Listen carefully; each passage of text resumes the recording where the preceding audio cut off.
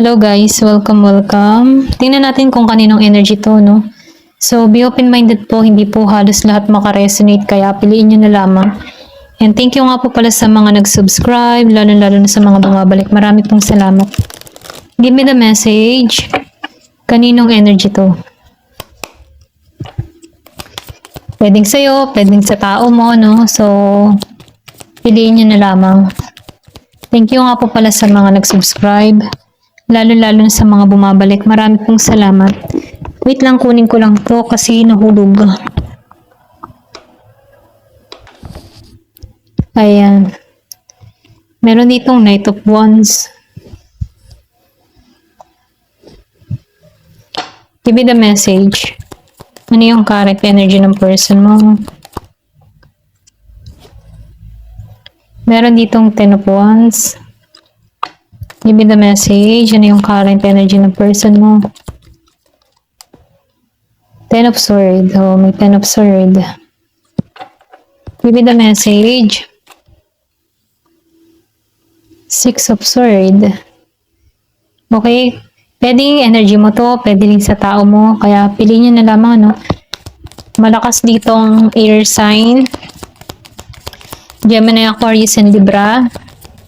Meron ding Aries, Leo, Sagittarius. Okay? Meron ditong Year of the Rat. Akong nakikita. Three of Cups.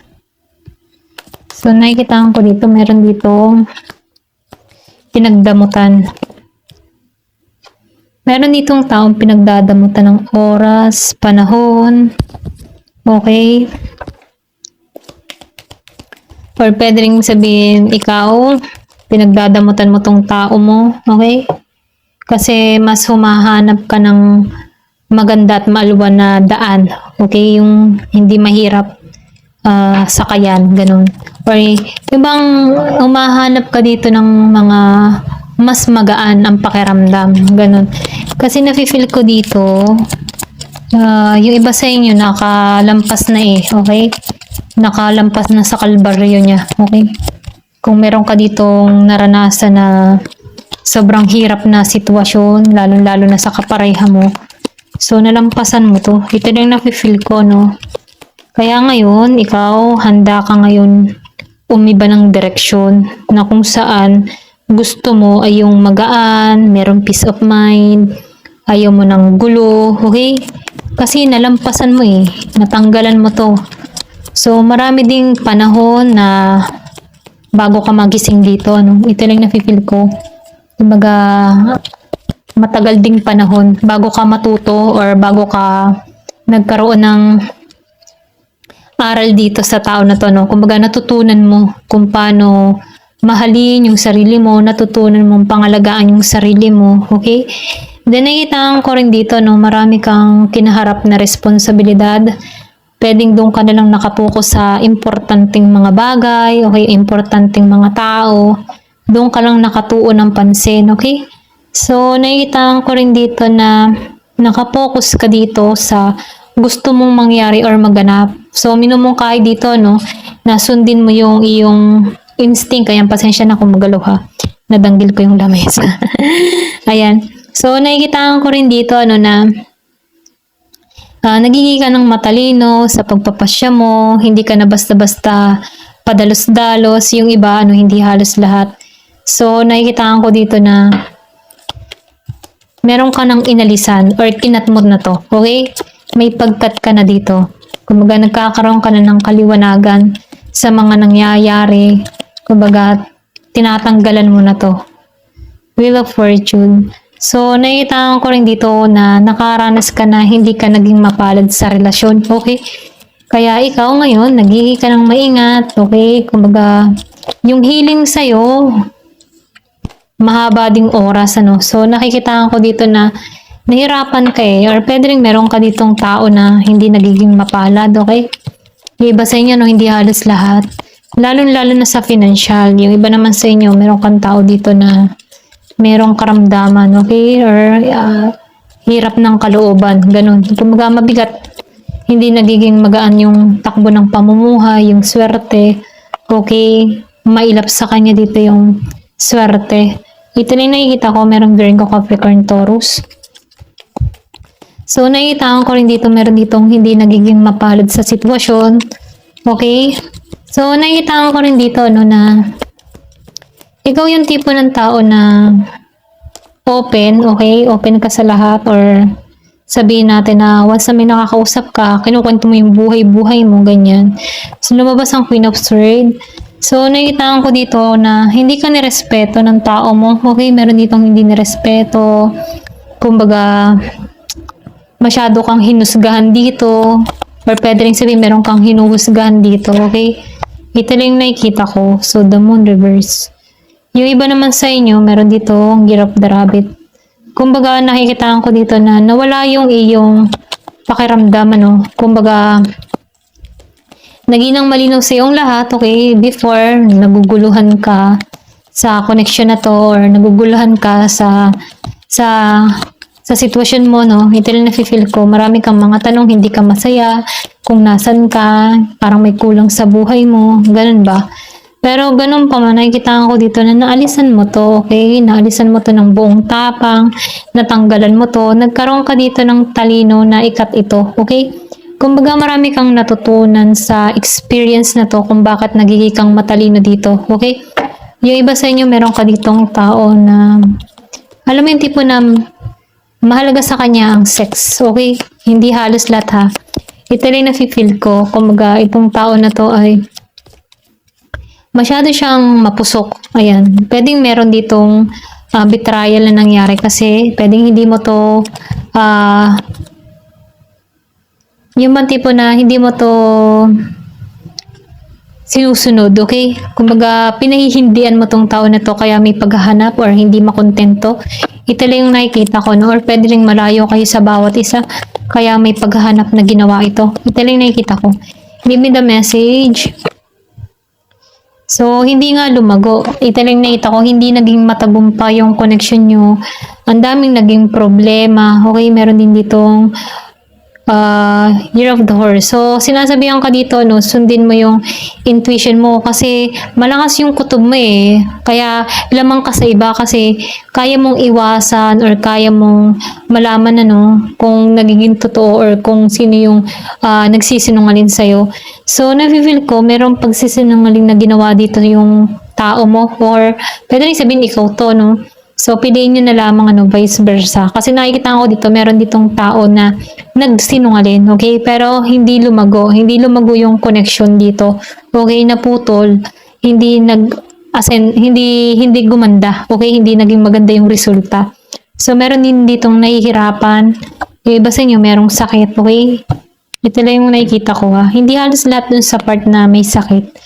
Yung iba, merong karamdaman. Okay? Pwedeng nababalitaan mo na rin to na yung person mo may sakit. Ayan.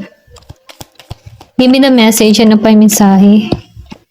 So, silence, no contact. So, wala pa kayong usap ng tao na to. Okay? Tahimik. Kumbaga yung nangyayari sa inyo sobrang tahimik. Okay? Tulad ditong lawa. Okay? Napakatahimik. Ayan. Silence treatment. Kumbaga, tinatrato mo to ng wala. Okay? Kumbaga, hindi ka nagbibigay dito ng signal. Ang tahimik mo. Wala kang imik. Ganun. Give me the message. So, meron ka dito romance feelings. Pero andun pa rin yung ano, no? Andun pa rin yung feelings, romansa. Okay?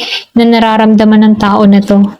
Kumbaga, once na nagtagpo pa rin kayo ng tao na to, andun pa rin yung feeling nito, okay? Tahimik lang siya dito, pero andun pa rin yung kanyang nararamdaman sa'yo. Oh, di ba? May third party. Yung sinabi ko kanina, kasi yung person mo dito, mahilig sa sex, okay? So, kung malayo kayo sa bawat isa, tumikim to. Tumikhim, yan. Tumikhim. Tumikim ng ibang putahe, okay? So, ikaw dito, kinat mo to. Before, masakit para sa'yo, pero nafe-feel ko dito, natanggap mo to eh. Hinayaan mo na to. Ayaw mo na ng sakit ng ulo. Kumbaga, ikaw lumihis ka ng ibang landas sa may kaliwanagan. Naliwanagan ka na dito na hindi palaging okay ang lahat. Ayan. So, nakikita ko rin dito, no, na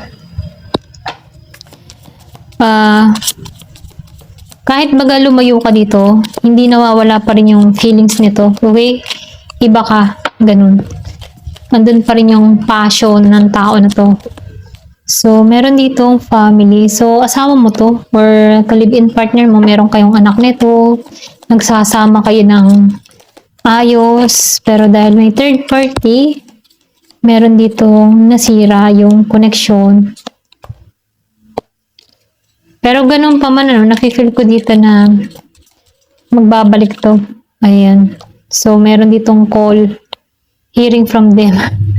So, yung sabi ko kanina na magbabalik, may pagtawag to. Kung nasa malayo ka dito, itong tao nito, pwedeng inaantabayanan ka, okay? Kasi andun pa rin yung feelings niya, eh. Ayan.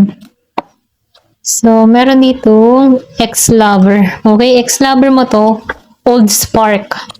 So, andun pa rin. Pag nagtagpo kayo ng tao nito, magbabalik ang inyong nararamdaman. Kasi andun pa rin yung romance, Ito lang yung nakikita ko. Natukso lang siya dito. Pwedeng matagal mong panahon hindi mo to iniibo, hindi mo iniimikan. Ganun. Ayan. Ex-lover. So, ngayon, meron ditong single parent, deadma muna, anak na lang muna ang inuuna, kasi sobra na siyang nasaktan dito, kaya, ayaw niya nang maalala yung pain, ayaw niya nang maulit muli yung ganun, okay? Pwede ikaw to, ayaw mo nang maulit yung sakit ng kahapon, yung karanasan na yun na pinaranas ng tao na to, ayaw mo na. So, pero ganun pa man, meron ka ditong tao na tatawag sa'yo, magpaparamdam muli. Meron dito na journal. So, meron ka na dito mga sinulat. Okay? Pwede meron ka mga sinusulat na sama ng loob mo sa tao na to. Doon mo nalang binunton. Wala ka mapagsabihan. Kaya, isinusulat mo na lamang. Okay? Meron ganun dito, hindi halos lahat. Give me the message. Lockdown. So, nakikita ko rin dito, na yung iba sa inyo talagang nahirapan. Kumbaga, nagkaroon to ng isipin, okay? Pwede rin na nagkasakit to, okay? Nagkaroon ng anxiety, stress, depress, na kung saan, nagkaroon to ng mental prison, na-confine, or pwede rin sabihin na gumuho talaga yung mundo ng tao na to. Ito lang nakikita ko kasi sobra siyang nahirapan. Feeling niya binagsak siya dito. Ganun. So, meron ditong lockbox. Plus lock. So, na-trap. Frustrated. So, nakitaan ko dito, feeling trap. Hindi niya alam kung paano alisan to. Silence na naman, silence treatment. 2 beses, silence non-action. So, confirmation, wala kayong imi ka nito, deadma na lang muna, ganun. Give me the message. Pwedeng bago pa lang to nangyayari, okay? Meron ditong bago pa lang kahihiwalay, kasi may third party. So, nightlife. So, nakilala niya to sa, sa club, sa mga bar, or pwede rin sa mga, yung bang sugalan, ganyan. Pwede rin sa casino, mga ganun, okay? So, ready to explode. So, nafe-feel ko dito, hindi, andun yung niya yung init, okay? Pwede rin nagalit ka dito nung nalaman mo to, So, nakita ko dito, galit ka nga. Okay, gusto mong pagbayarin tong tao nito, payback, revenge, okay? Galit ka dito, sobra yung galit mo sa ginawa ng tao na to. Kumbaga, siguro ikaw dito, nahantong ka dito na nagkasakit ka sa isip, okay? Na kung saan, nagpa-psychiatrist, ganyan. So, bago ka makabangon, ang daming kinaharap mong pagsubok, kaya andito pa rin yung galit, gusto mo pagbayarin tong tao na to. Ito lang napipil ko. Hindi halos lahat sa part na to, So, 444. Give me the message. Ano pa yung mensahe? pop up. So, nakikita ko dito unexpected. So, meron ditong sorpresa. Or pwede rin sabihin, meron ka ditong susupresahin. Bigla ka na lang magpapakita dito na ikagugulat ng tao na to. Ito lang yung nakikita ko, meron ditong gustong mag-revenge, okay? Yung bang tipo na, nagulat ba kayo? Okay? Nakita niyo na ulit ako, okay? Mga ganun yung bigla ka na lang magpapakita sa third party niya at sa kanya, okay? Parang gugulantangan mo to. Ito lang yung nakikita ko, So, meron ditong surprise visit. Or pwede rin sabihin, asawa mo na to na kung saan, binahay nito yung third party, ikaw yung nasa ibang bansa. So, maybe alam ng tao na to na hindi mo pa alam, ganyan. I mean, yung ba tipo na akala ng tao na ito na hindi mo pa alam, okay? Ito rin feel ko, yung parang gugulantangin mo tong dalawang to, okay, or huhulihin mo, ganun. Ganun nakikita ko. Hindi halos lahat sa part na to, meron dito magkakahulihan. Ayan, thank you for watching. Love and peace.